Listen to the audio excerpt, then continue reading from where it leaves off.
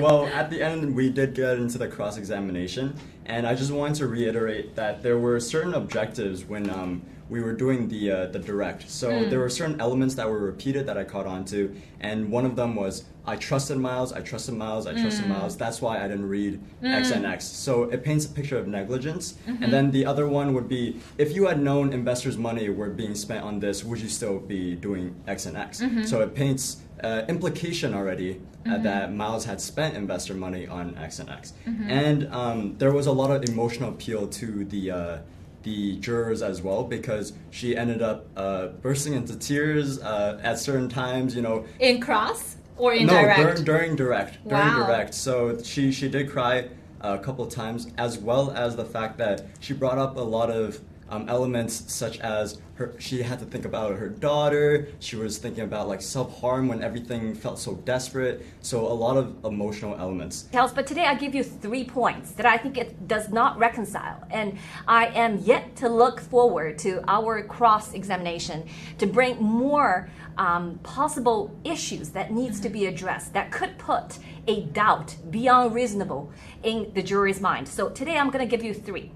So this lady, why I say she is a star witness, because she was entrusted not only by Miles School, but by millions of followers. She was the director, was basically appointed as a director of Rule of Law Foundation. And she was a member of the Iron Blood group member. And she also was the farm leader for G-Translator.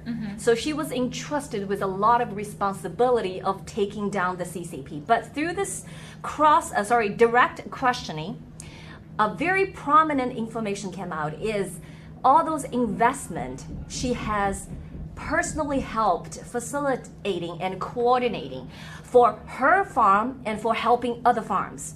So the prosecutor team focused only on the investment, on the dollar, on the entities that related to those investments. They actually gone through a lot of bank statements in terms of where the money, why for what's this for. So she testified, this is the money from my bank account to the entity I control to so and so, right? So they've gone through all of this. However, one thing that they omit throughout the whole direct questioning is pretty much the knowledge that they discussed as the roles that she had in the movement about taking down the CCP. Because we're not here just to invest. We're not investors. We don't give our first identity as investor. We gave our first identity as what? Fellow fighters who is against the CCP. But they didn't talk about any of those things. What she gave is a list of failed projects. But she doesn't talk about why those failed. It wasn't failed.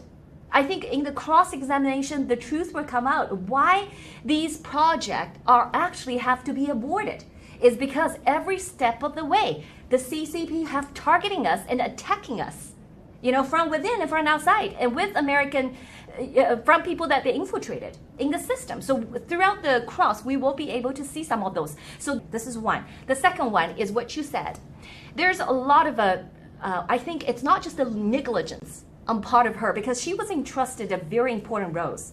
She should read documents and informed about what was she signed for, because on her shoulder, it is the movement of followers, okay? But she said she was educated as a Master of Accounting in a accredited university in Australia, and she also got her certified professional accountant. And ongoingly, in order to maintain her license, she has gone through rules and records, and every year probably PD hours, I would imagine. And she probably advised clients, whether entity or individual doing complex tax reports, she would have to go through all those documents. And plus, she said, she is so important to this movement because the G-Translator, she supervised hundreds of people doing translating. Why ask she thinks she was important? Because she said, Miles Guo told me we're important because we're translating legal documents.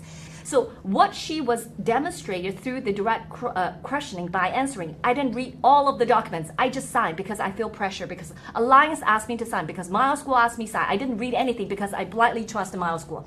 That answer does not reconcile with what she professionally repeatedly done in her life. So that's the second point. The last point is why she left the movement. It does not convince me. She mentioned, the project failed. but she has been in this movement since day one. If what she said was true, she put her heart and soul into this. She neglected her whole family for 7 and 8 years because she understands that the CCP is a threat of humanity. And I didn't know the reason why she actually quit. I don't understand. Other than March 15th, 2023, one thing happened. Yvette Wang, the hero, and Miles Guo, the other hero, was arrested.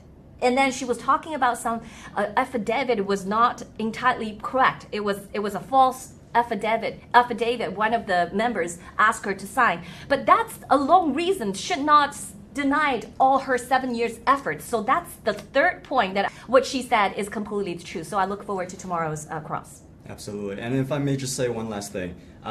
During the defense cross-examination, we did the lawyer did start pointing out some holes that may not be exactly lies, but definitely misleading or not telling the exact truth. And I'll give you an example. It's when she mentioned that she recalls meeting with the prosecutors for just 10 times, around 10 times. So then the defense lawyer went by list with the receipts. Dates. Do you remember meeting on this date? I don't remember. Do you remember the meeting on this date? I don't remember. And she said that 28 times, I don't remember, to all the dates, as well as the fact that she was very, very vague on the fact that she actually met with them after signing contracts as well as right before the trial. So if I have to say one thing, Isla, it's that tomorrow's cross-examination continuation is going to be a very, very important one, and I look forward to it as well.